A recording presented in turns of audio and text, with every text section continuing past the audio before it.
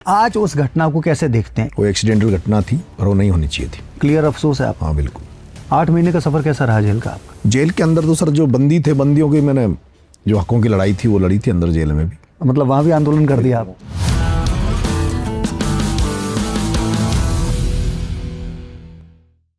सबसे पहले नरेश मीणा जी, आपका स्वागत है स्टूडियो में। और बहुत सारे सवाल आपसे करने के थे जो हम भी बहुत टाइम से सोच रहे थे कि आपसे पूछें, और आपकी फैन फॉलोइंग प्लस जनता बहुत सारे सवाल ये मन में लेके बैठी है कि इतना उग्र राजनेता जो करंट में रहता है हमेशा, उससे सवाल किए जाएं।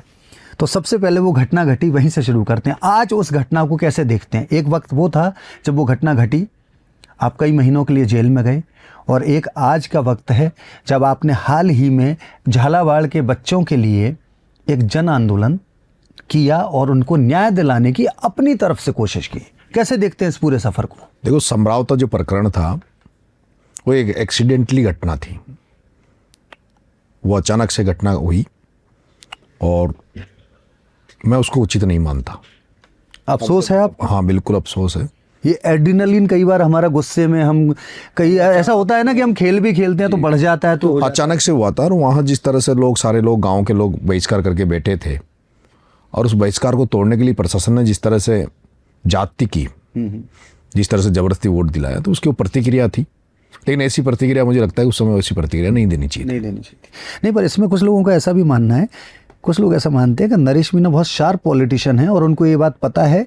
जैसे एक बहुत आपने देखा होगा कि अगर आप किसी शहर में जाते हैं और आपको उस शहर को कब्जाना है, तो वहाँ का जो बजाय सबसे भिड़ो आप एक आदमी से उलझोगे, 2 से उलझोगे, बजाय उस शहर का सबसे बड़ा जो गुंडा, उसको आपने थप्पड़ रसीद कर दिया या उसका वो कर दिया, तो आपका पूरा शहर आपका हो गया। तो कहीं आपका ऐसा तो नहीं था कि आपने सोचा कि यार ये सही मौका है लाइमलाइट में आने का?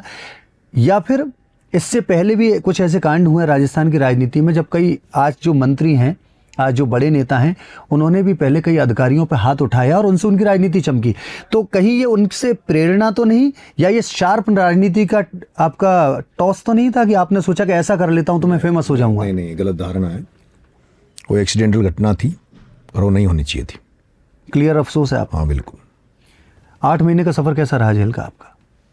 जैसे होता है जेल में 8 महीने निकालना बहुत लंबा और बहुत मुश्किल भरा था, लेकिन बाहर जिस तरह से जन समर्थन लोगों का मिल रहा था, तो उससे उम्मीदें बनी रहती थी। लोगों का जो प्यार था, विश्वास था, बाहर जिस तरह से मिला, तो उसको जेल काटने में आसानी रही। आप बाहर के समर्थन की बात कर रहे हैं, पर हमें तो जैसा सुनने में आया कि आपको अंदर भी बहुत समर्थन मिला। जब आप जेल में थे तो कुछ लोगों ने अपनी बाउंड्रीज को पार करके, अपनी जो लिमिट्स हैं, राजनीति की जो लिमिट्स हैं, उनसे भी पार करके आपको समर्थन दिया। जेल के अंदर तो सर जो बंदी थे, बंदियों की मैंने जो हकों की लड़ाई थी वो लड़ी थी अंदर जेल में भी। मतलब वहाँ भी आंदोलन कर दिया? वहाँ भी तीनों जेलों में। तो ये आंदोलन का ख्याल पहले था या जेल में आके आ गया कि चलो अब आंदोलन शुरू करते हैं? मैं तो सर जब से छात्र राजनीति से आया हूँ तब से आंदोलनरत हूँ। आंदोलनों की राजनीति का मैंने पथ पकड़ा है। मैंने छात्र राजनीति में कई आंदोलन किए। छात्र राजनीति में मैंने 9 दिन का अनशन किया है। केंद्र और राज्य दोनों सरकारों को झुकाया 2006 में। जी, मैंने कई रैलियां, छात्र क्रांति रैलियां निकाली। मैंने 2010 में एक छात्र क्रांति रैली निकाली थी जिसमें मेरे मुद्दे थे वो आज सोल्व हुए। मैंने उस 2010 में शेखावटी विश्वविद्यालय की मांग की थी, मैंने मत्स्य विश्वविद्यालय की मांग की थी। तो मैंने उस समय जो मुद्दे रखे थे वो सोल्व हुए थे। एक बार ट्राइबल्स की, जो आदिवासियों को जो प्राइवेट कॉलेजेज में जो स्कॉलरशिप मिलती है वो बंद कर दी थी भारत सरकार ने जी। उस पर मैंने कांग्रेस के कार्यालय को घेर लिया था और वो भी मैंने पूरा करवाया था जी। तो मैं 2003-2 से जब से मैं चुनाव लड़ने लगा हूँ, छात्र राजनीति में आया हूँ, तब से ही मैं आंदोलनरत हूँ। और इसीलिए मेरे पे इतने सारे मुकदमे जो लगे हैं, 28-29 मुकदमे जो लगे हैं, तब से ही मुकदमे लगते आ रहे हैं।